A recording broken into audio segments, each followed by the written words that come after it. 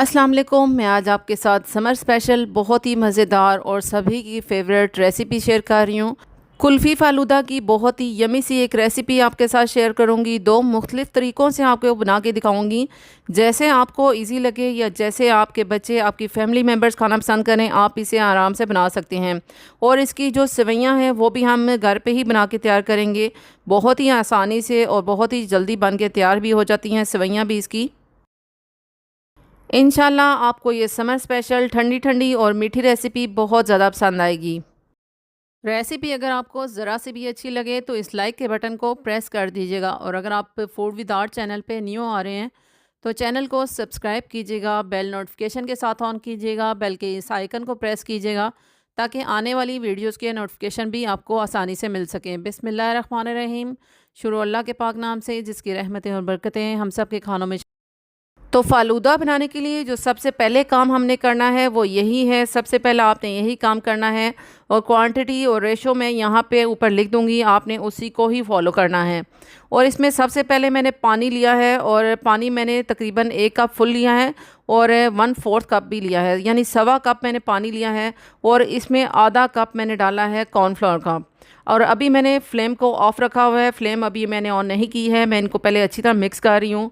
अच्छी तरह मिक्सिंग कर लेने के बाद अब मैंने इसकी फ़्लेम ऑन कर ली है, और हाई फ्लेम पे इसको नहीं कुक करना है, इसको पकाना नहीं है बिल्कुल भी। हाई फ्लेम पे, मीडियम टू लो फ्लेम पे इसे पकाना है।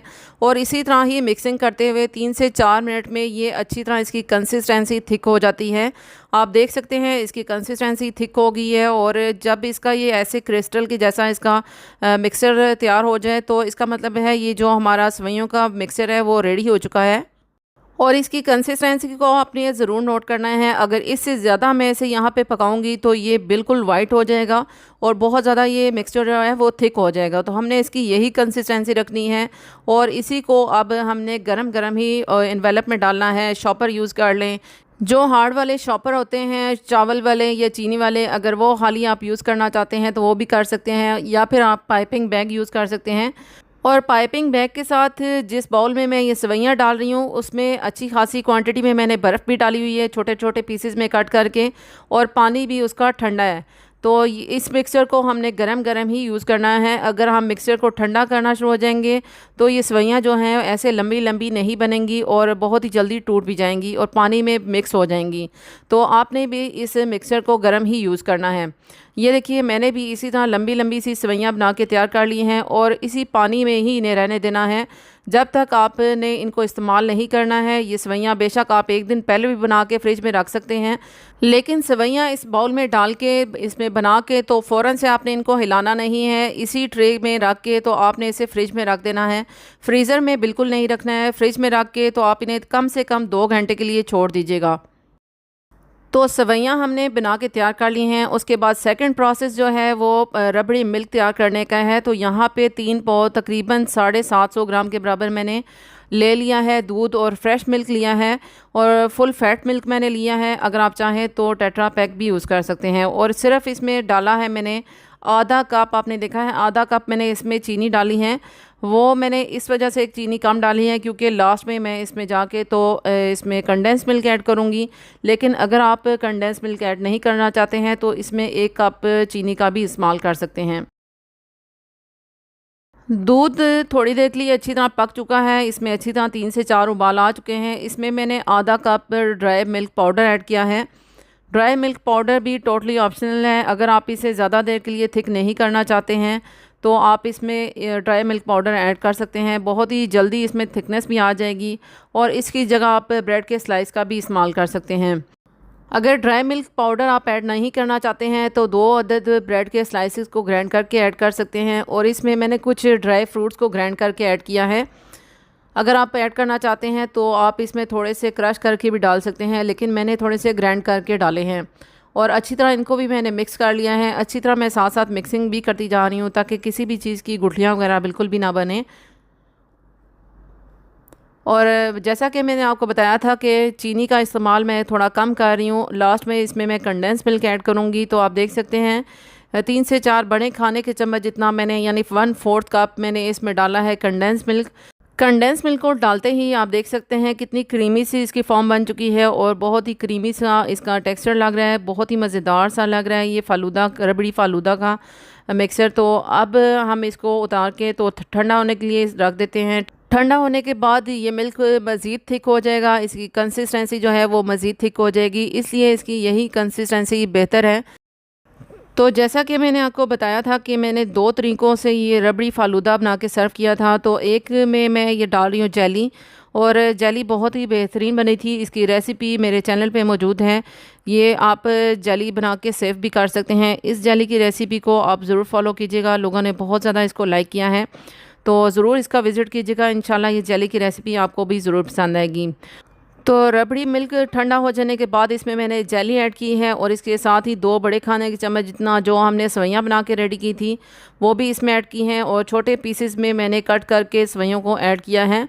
इसके साथ ही आप देख सकते हैं मैं इसमें जो हमने तुखमलंगा होता है इसको मैंने भिगो के रख दिया था, और तकरीबन आधा घंटा मैंने पहले भिगो के रख दिया था, और ये अच्छी तरह फूल चुका है, और इसमें मैं अब ऐड करने लगी हूँ।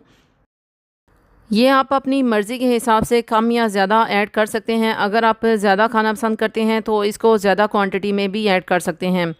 तो अच्छी तरह इनको मिक्स कर लेना है। अच्छी तरह मिल्क के साथ इनको मिक्सिंग कर लेने के बाद मैं इनको जो डिस्पोजेबल ग्लास होते हैं उनमें मैं सर्व करूँगी।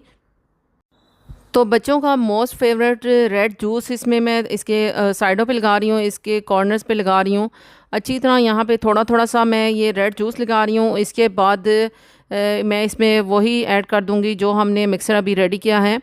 तो इसको फिल करने के बाद इसके ऊपर गार्निश करने के लिए ड्राई फ्रूट्स का इस्तेमाल कर सकते हैं। अगर आप चाहें तो इसमें आइस क्यूब्स भी ऐड कर सकते हैं इसको मज़ीद ठंडा और मज़ेदार करने के लिए। और रूह अफ़ज़ा या जामिया शीरी का इस्तेमाल आप अपनी मर्ज़ी के हिसाब से कम या ज़्यादा कर सकते हैं। अगर ज़्यादा मीठा खाना पसंद करते हैं तो आप इसमें मज़ीद भी ऐड कर सकते हैं। इसके बाद आप देख सकते हैं मैं थोड़े थोड़े से यहाँ पे गार्निश कर रही हूँ। जो हमने ड्राई फ्रूट्स ग्राइंड कर रखे थे, कुछ ऐड किए थे दूध में, तो बाकी जो है थोड़े से मैं इस पर गार्निश कर रही हूँ। टोटली ऑप्शनल है, अगर आप चाहते हैं तो गार्निश कर सकते हैं, वरना आप इनको स्किप भी कर सकते हैं। तो हमारा एक परफेक्ट फ़ालूदा का ग्लास रेडी हो चुका है। बहुत ही मज़ेदार, बहुत ही हेल्दी वे में हमने बना के तैयार किया है। इंशाल्लाह ये आपको, आपके बच्चों को, आपके फैमिली मेम्बर्स को फ़ालूदा की ये मज़ेदार सी रेसिपी ज़रूर पसंद आएगी। तो अब मैं आपके साथ दूसरा तरीका शेयर कर रही हूँ। तो यहाँ पे जो मैंने मिल्क रेडी किया था, रबड़ी मिल्क, वो मैं एक बाउल में ऐड कर रही हूँ। इसके साथ ही मैंने कुछ आइस क्यूब्स भी ऐड किए हैं, अगर आप ऐड करना चाहते हैं तो कर सकते हैं। और थोड़ा सा जो तो मलंगा हमने भिगो के रखा था, अच्छी तरह फूल चुका है, वो थोड़ा सा मैंने इसमें ऐड किया है, और अच्छी तरह मैं मिक्स कर रही हूँ। अच्छी तरह मिक्सिंग कर लेने के बाद ये मैं आपको सेवइयाँ दिखा रही हूँ। हमारी सेवइयाँ बहुत अच्छे से बन के तैयार हो चुकी हैं। ये फ़ालूदा वाली सेवइयाँ जो हैं ये मैंने तकरीबन 2 से ढाई घंटे बाद निकाली हैं फ्रिज में से। फ्रीज़र में नहीं रखी थी मैंने, ये फ्रिज में से निकाल के आपको दिखा रही हूँ। और अब एक प्लेट में मैं सबसे पहले नीचे रख रही हूँ फ़ालूदा वाली सेवइयाँ। और चूँकि ये हमने फीकी बनाई थी, इसमें मैंने चीनी तो ऐड की नहीं थी, तो इसलिए सबसे पहले मैंने ये रखी हैं प्लेट में। और इसके ऊपर जो रबड़ी मिल्क हमने रेडी किया था वो ठंडा होने के बाद मैं इस पर ऐड कर रही हूँ।